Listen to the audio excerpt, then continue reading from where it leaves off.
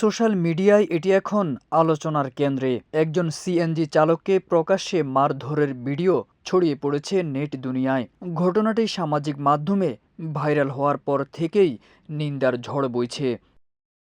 ভিডিওতে দেখা যায় ঢাকার আর্মি স্টেডিয়ামের বিপরীতে ফ্লাইওভারের পাশের রাস্তায় একদল প্রাইভেট কার আরোহী নিরীহ এক চালককে মারধর করছেন, যা নেটিজেনদের মাঝে তীব্র ক্ষোভ সৃষ্টি করেছে। ঘটনার সূত্রপাত বনানী থেকে। এক নারী তার বোনকে ক্যান্টনমেন্ট এলাকায় পৌঁছে দেওয়ার জন্য বনানী থেকে একটি সিএনজি ভাড়া করেন। পথে ফ্লাইওভারে একটি প্রাইভেট কার তাদের সিএনজিকে উদ্দেশ্য করে আগ্রাসী আচরণ শুরু করে। সিএনজি চালক এর প্রতিবাদ করায় প্রাইভেট কারের যাত্রী তাকে ধমকাতে থাকে। চালক জানান তার গাড়িতে যাত্রী রয়েছে। এতেই পরিস্থিতি আরও উত্তপ্ত হয়ে ওঠে। প্রাইভেট কার আরোহী ভুল বুঝে সিএনজি চালককে গুলি করার হুমকি দেন। তারপরই সিএনজি চালক তর্কে জড়িয়ে পড়েন।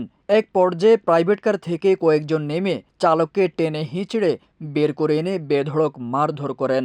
এই ঘটনাটি আমাদের নগরের নিরাপত্তা, নাগরিক আচরণ এবং ক্ষমতার অপব্যবহার নিয়ে নতুন করে প্রশ্ন তোলে।